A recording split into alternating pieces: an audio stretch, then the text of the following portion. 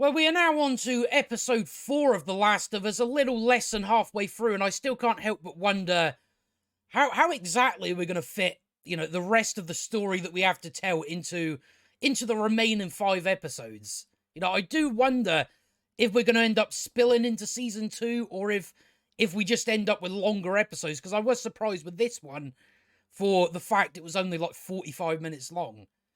I was just kind of like, how are we going to fit the rest of the stuff into this season?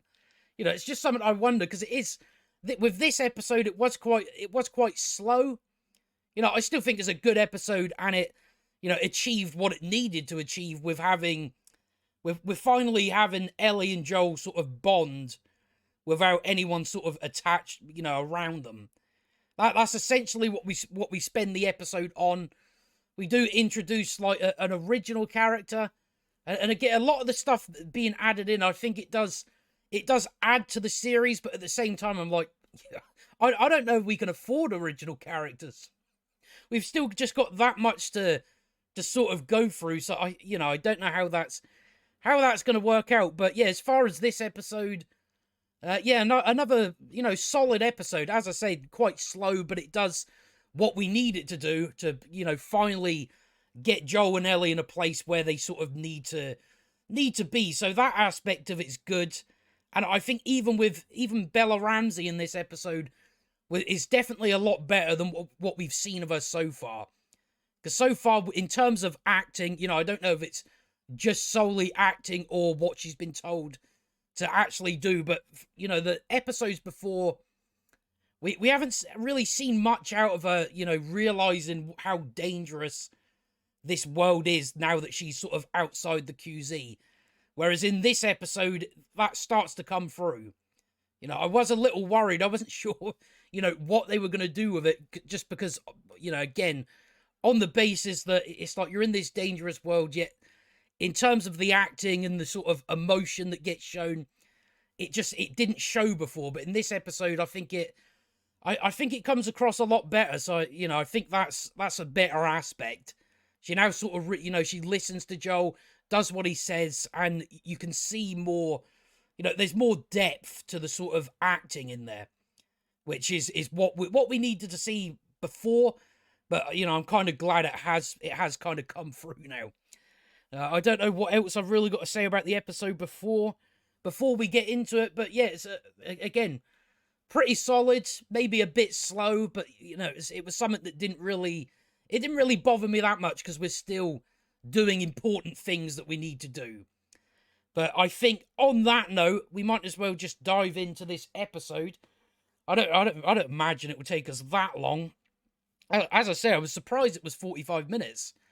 I'm kind of expecting that we're going to have like 2-hour episodes, I think. I'm pretty sure it's going to be a 2-hour episode on the finale.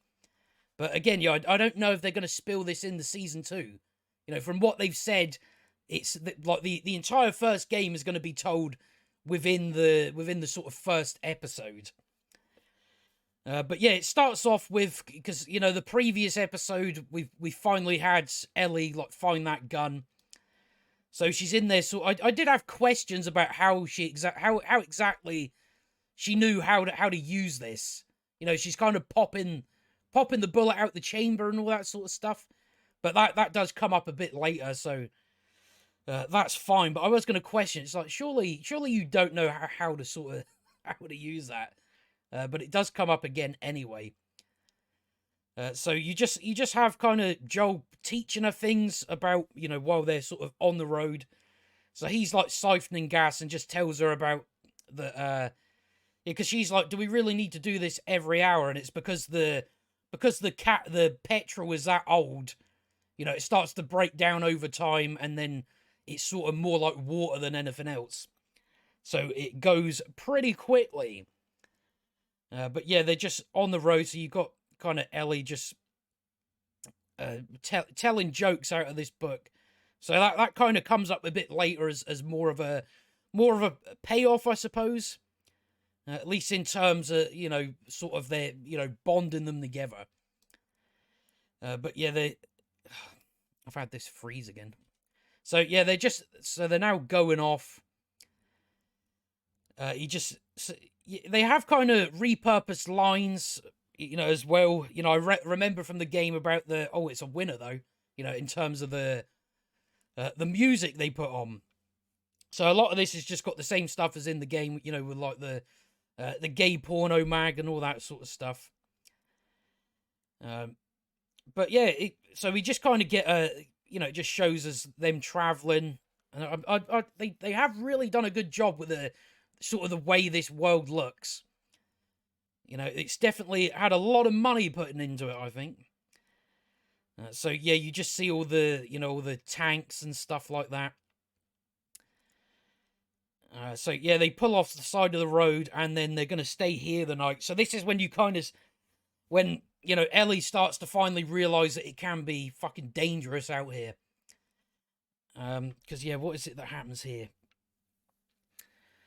No, yeah, she's like, "Oh, can we, start a fire?" And Joel's like, why am I going to tell you no? So yeah, what is it? Yeah, well, yeah, because they wouldn't be infected out there. It's kind of what I said. I believe it was episode 2, where it does seem like the infected are more limited to being in the cities and just where people would most likely be, because he says there's no infected out here because it's too remote. So it's kind of what I did say on episode 2. So it's just like you got to watch out for people. We don't want people to see us. And she's like, why were they were they robbers? And he's like, they probably do fucking more than that, as you can imagine in this kind of world. So yeah, it's not until they go to bed where she's kind of like that. What is it she says? I don't know why I'm forget. I've went over this twice, and now I'm just completely blanking on. There it is. Yeah, these people that you mention, there's no way anyone knows we're here. That no one will find it. So she's starting to realize that it's gonna end up pretty dangerous out here. So yeah, you even have Joel kind of think it, and then he gets up and stands guard. So they wake up, and then they're back on the road again. So he's got her on the map. So yeah, we get a bit of a backstory to Tommy, a bit more on him, which I'm like, that's probably a good job, because I don't think we can have a flashback episode for Tommy. I don't imagine they'll be doing that. So it's kind of good they incorporate some of the stuff in there while also sort of giving what Joel's outlook on the world is. So she's like asking him about Tommy. She's like, we've got 25 hours. We might as well tell me the story. So it's just like Tommy used to, what we used to call a joiner, which dreams of becoming a hero and enlisted in the army out of high school, and then went to like Desert Storm, like that. I forget what war that is. I forget where the fuck it was. So yeah, it's just stuff like that, and that didn't make him feel like a hero. And then after the outbreak, he then convinced Joel to join the group and Joel joined them obviously to keep an eye on his brother. But it was the same stuff where Tommy ended up joining the Fireflies after meeting Marlene, and then sort of falling for the same mistake he made when he was 18 by joining the military, and all that sort of stuff. And Joel's just kind of like, the Fireflies, they're all just delusional. It's this whole saving the world is nothing more than a pipe dream. So you have Ellie ask, well, what's the point in going on if there's if you don't have hope? And Joel's responses to that, you keep going for family, and that's so you kind of have. So she's I'm not family, and that's when you get the same line that they add in the game, whereas no, you're cargo. I made a promise to Tess, who's like family.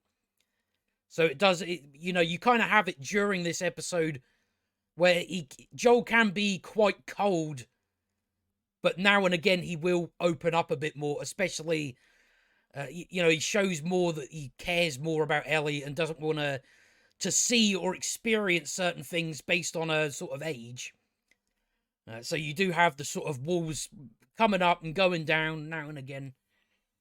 But it kind of gives you sort of his outlook on all this, saving the world, and what he would care about most his, family and stuff like that. But yeah, at the same time, it helps us find out a bit more about Tommy. And it's just like, yeah, you kind of need to have to do that because we cannot have a flashback episode for Tommy. I don't imagine, I can't imagine they would sprinkle flashbacks in there for Tommy. But we shall have to see. So where do we, so yeah, then they come to sort of the blocked road. So he gets out, has a look. And they end up having to sort of go back up the road to then, get back on the highway. So, yeah, this is when they come into, because, yeah, Kansas, I'm pretty sure it's Pittsburgh in the game. I don't know if fucking Pittsburgh's in Kansas. Who knows? So, yeah, it shows you sort of, just piles of, I guess, infected. Because you don't, there's literally no infected in this episode. And I think based on the people that sort of run this entire city, it's like, yeah, they must have cleared them all. I think that's the point in showing us the sort of bones and all that melted on the floor. So yeah, they're going through the city. It shows us like the QZ, which has obviously fallen. Yeah, and then so yeah, you end up having people pull the old trick that we all know that happens in these sorts of worlds, where this guy pretends to be, sick or some shit like that, and then they start getting, Joel's like, fucking don't worry about them, and then sort of, drives off and ends up with people shooting at them, end up with burst tires, and then they crash into the I'm forgetting the word of it, into fucking hell. These things don't even exist, much anymore, so that's why I'm forgetting it. The laundromat. Yeah, they crash into a laundromat. They've got people shooting at them. And then this is kind of the part where, just looking at Ellie's face, it doesn't come through every time that she's sort of, this is something traumatic, something she hasn't been through, so, she should be sort of in shock at this. There's some up close of her face where it doesn't quite come through, and then other parts, it does come through that, yeah, she's actually realizing, fuck. We've got these people shooting us and all that. So there's like a gap in the wall over there, so he's like, run and jump in there. She's sort of worried about getting shot, and he's like, no one will shoot at you. So he sort of covers her as she jumps into the little hole in the wall. Pretty good firefight, I guess. So she's in there, and then, yeah, Joel takes another guy down, and then, of course, this is what the gun has been set up for, is to sort of this payoff, where he ends up getting bettered by this other guy, and he's got him on the floor. At first she's going to take the knife out, and then she goes, I've got this fucking gun. I think the only thing I will say about this, I'm like, why are you aiming there? She does end up hitting him, I guess, in the spine, because he can no longer use his legs. But I'm still like, that's fucking low down. You fucking watch out you don't hit Joel. You don't want that to end up being a through and through, do you? So, yeah, she shoots him. And then he's like kind of trying to convince them into, we can trade, we can be friends. I didn't know, and all that. So Joel's pretty pissed off that she's got this gun. So he takes it off her, and then, he still shows signs of, he doesn't want her to see certain things. So he gets her to go back into the wall, and then he takes him out. She's thought, yeah, so as I say, performance is a lot better in this episode, where she does show a lot more emotion, whereas before it was just sort of, jokey and not really understanding the world you're in. Whereas now she's starting to realize. So she's, yeah, a bit traumatized with what went down. So yeah, he takes her out. So yeah, they end up going into somewhere, but we come back to them because we're now going to where we have this original character, and I'm just like, I don't think we've got time. I don't think we've got time for this. But yeah, I think this was definitely miscast for wanting this, the threatening boss. I definitely, I don't think you cast right for it.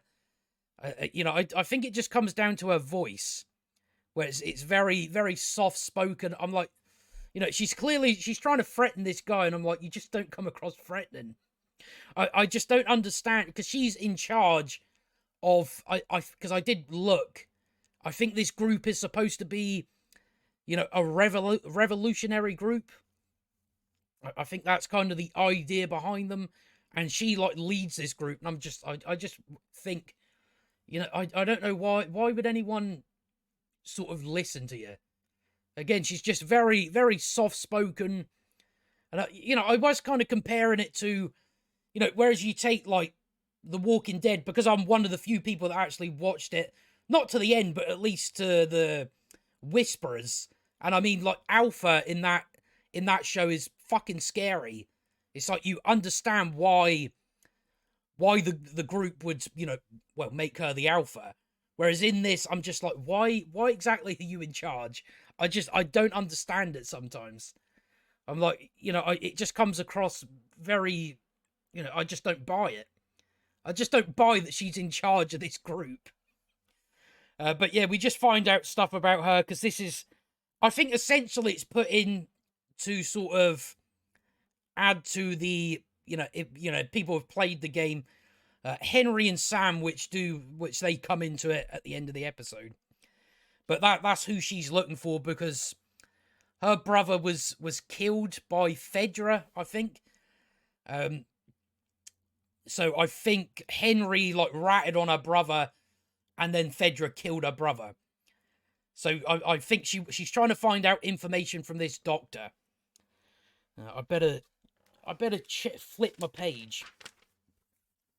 So yeah, it's just stuff to do. Like, so he's the doctor, and she's just trying to find out, like, information. She's trying to find where Henry is, and I guess she thinks he knows. I don't think I'm missing anything. But yeah, as I wrote in my notes, she is threatening the guy, and I'm just like, you're not threatening. Really, I don't know part of it, because what is it, Melanie? I forget her second name. The actual actress, but I remember from 2.5 Men. She played Rose, the fucking crazy bitch. But yeah, it's just the way she talks. I'm like, you're not threatening. You're not threatening. I don't know why this guy should be petrified. And even in this episode, she does make a very dumb decision. Well, they're clearly going for something, but at the same time, I think we'll kind of talk to it when, it does come up in like the next couple of minutes. But yeah, I don't think I'm missing anything else. But yeah, he's her doctor. He like actually delivered her as a baby. So she's like, yeah, because he's like, oh, well, Fedra had a gun to my head, and then she puts a gun to his head, and says, "Will that make you talk more now?" And he's kind of like, he doesn't believe she's going to kill him. It should be based on the fact that she isn't threatening, but he doesn't think she's going to kill him based on the fact that he's their only doctor. And then later on, we'll get to it. I definitely think it was just a dumb decision to have that happen. But we shall get to it in a second or two. So eventually people come back, because this whole shootout has just went down.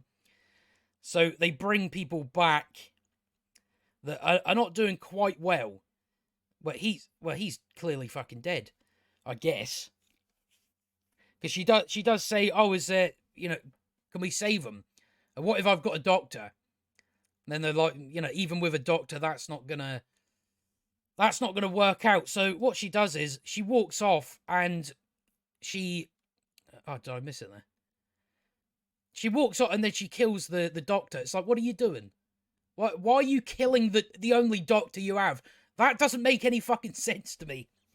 They're clearly trying to go for, she's, I did read the description from what I believe it was on one of the wiki pages or something like that. And it's like, oh, she's the ruthless leader of the revolution. And I'm like, yeah, it's one thing being ruthless, but I don't think being ruthless also makes you stupid. I don't really know why you would kill your only doctor. It's like, just have him in the cell, and when you need him, use him. And I'm just like, her reasoning for killing the doctor is, oh, these two guys, he can't save them, so I don't need them. It's like, well, what about if other people get injured? You're gonna need him. You now don't have a doctor. So I don't know what they were. I know they're going for. Oh, she's ruthless, but yeah, she's just killed her only doctor. So I do question that a bit. That is definitely a really stupid decision in an apocalypse. Not that many doctors around. It's best you have at least one.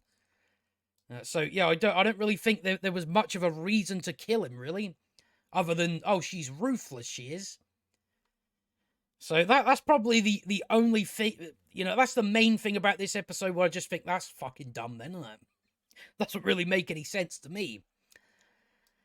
So she's then given like a big speech, and again, I'm just like, why is she in charge? I don't fucking get it. I don't get it. You need it. You did have to go with someone that was a bit more hardened, I think. Whereas in this, she sounds like she should be, making cookies in the kitchen. That's kind of the way she talks. Where you would just expect her to be in something where she's making cookies and brownies and stuff.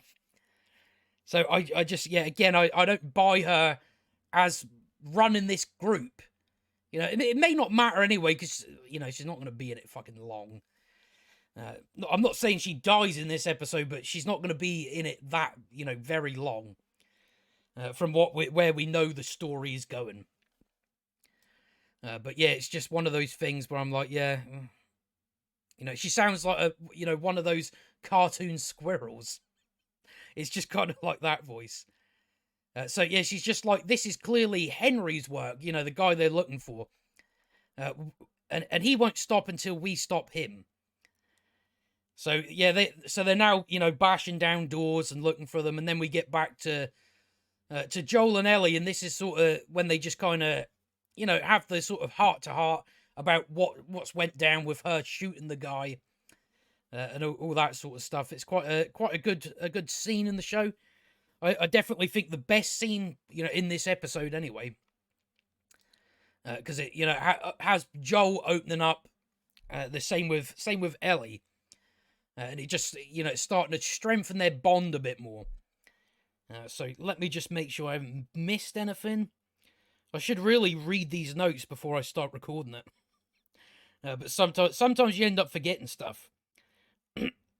So yeah, Joel's like that they're checking out the apartment buildings, but sooner or later they're gonna come through places like this looking for us. So he's just like, once we stop hearing them driving about, we're gonna make our way. They're gonna make their way to a taller building so they can sort of get a look of the city and see what way they can go to get out. So that's the sort of idea behind it. So yeah, this is when you kind of get the heart-to-heart now, where I'm just making sure I get most of the dialogue right anyway. But yeah, it's, you're just a kid. You shouldn't know what it's like to not that you killed him, but it's still something, someone your age shouldn't have to do. He says, it's my fault. You had to do that. So yeah, you have Ellie saying, well, it wasn't my first time, so my guess is, I'm not going to spoil it for people that ain't played the game, but, obviously referring to Riley. That's kind of what she's talking about. It's just she kind of tears up a bit and stuff like that. But then he shows her how to hold the gun, and she has learned some stuff from Fedra. So that kind of makes sense for the opening of the episode, because I was just like, if you've never used a gun before, how do you know to pop the bullet out the chamber, do all this sort of stuff? So I guess that makes it make sense, I guess. So he just shows her how to hold it properly. So he's given her the gun now. And then before they leave, he just says, we'll get through this. But now they're off to that big building. But we come back to them later on, and you just have what is her name? Kathleen, that's her name. She says, no, with no luck finding Henry here, do you? So they found like a little upstairs bit with loads of a kid's clearly been drawing these. So it's Henry and Sam, which I believe they're brothers from the actual game. So they've obviously ran out of food, so they've gone off. But she's still they must be in the city. And then he has to. Then this guy shows her a different bit where I'm like, well, this must be setting something up for the next episode. So this ground starts moving. Like, it's broken in. At first I thought it's probably the cordyceps. That would be my guess, but I think it might actually be a bloater. It's going to be one of the big fuckers. The big massive infected things. That's what I think it is.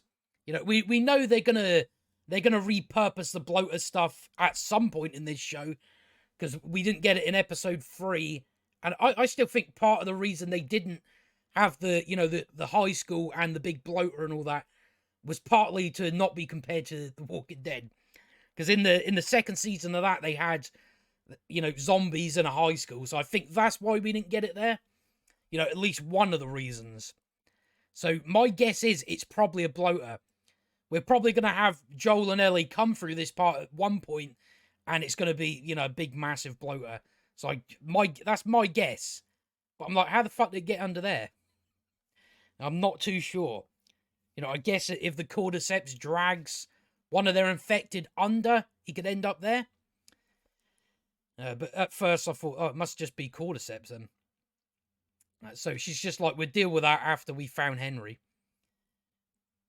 So you've now got Joel and Ellie getting into the sort of parking of this. I don't know if it's an apartment building or a hotel or something like that. So they go in there, and Joel just says that, we'll make it up as far as I can go, because my fucking legs are old. So she just says to him, how did you know it was an ambush? How do you know it was going to be an ambush? He's just like, I've been on both sides of it with Tommy and Tess years ago. So that's how he knows. It's pretty obvious in that setting that anytime someone is pretending to be hurt, they're clearly after something. That's pretty odd. And then she asks him, have you ever killed innocent people? And you just kind of get the silence that says it all. But he's just like, come on, let's continue up here. So they get up there, and then he smashes in the window for the the glass, to put the glass out there, so if anyone comes in, they'll hear the crunching. Ellie does say, "You sure you'll hear that?" Because I don't remember seeing it in the other episodes, but Ellie says, "I've noticed your hearing in your right ear isn't quite as good as your other ear." So that's why I'm asking you, will you hear it? But I don't. Was that in the game? I can't remember. So they're gonna go to sleep. He does ask about because earlier she says, "Oh, this isn't my first time, having something to do with either getting someone killed." We kind of know the story of it. I believe I have heard we do get a flashback scene to that, the DLC. I hope it's not the entire episode, because again, you ain't got fucking time. You really haven't. We haven't got time for another long flashback episode. So hopefully it's just incorporated in through the episode. But she doesn't want to talk about what happened with Riley. So he's just kind of like, all right. He's just stuff like, it's just the same stuff like, someone your age having to deal with that. She's like, oh, so it gets easier when you get older. Joel's like, nah, it doesn't, gets a bit better, but not that much. So then you kind of just get the payoff of a, she says one of the jokes, it's like a diarrhea joke or something like that. And he ends up sort of, they share a laugh. So they have done a good job this episode, sort of strengthening the bond between the two. And then, of course, after that, they fall asleep and then wake up, and it's Henry and Sam. If I can just show it. Yeah, so it's Henry and Sam that have got him at gunpoint. So, for us that have played the game, we know where it goes after this anyway. But yeah, I'm still just... It's going to have to be a long episode, the next one. The next episode is probably going to be a long one. Because my guess is you're not going to be able to have Sam and the sort of sequence with Sam and... I don't forget his fucking name now. I almost remembered it. Now I'm forgetting his name. What was it? Sam and... wait, I did write it down. Now I've just completely forgot. I don't know why I forgot that. But Sam and the other guy, I imagine that stuff... We're probably going to get all that stuff done within the next episode. And then on to all the other stuff. But yeah, I'm quite looking forward to seeing where they go in the next episode. But yeah, so far so good with this show. I don't really think... we had last week's episode, which that was a pretty divisive episode. I'm still not... a lot of the arguments I was seeing against that episode were pretty weak arguments. Over the sort of last week of kind of thinking about that episode, at first I was kind of mixed on it, just because I thought, we could have spent more time with Joel and Ellie. At the same time, just kind of thinking on it, I've come around to the episode a lot more. I still think it was, all the stuff was worth the payoff with Joel at the end. But yeah, so far it's been a pretty good show. I'll be happy if we get at least a good season out of this. I don't know what I can say for season 2 when they actually do The Last of Us Part 2. But hopefully they, make it good at least. Just make it make sense. But we'll have to wait and find out. But yeah, as I say, so far so good.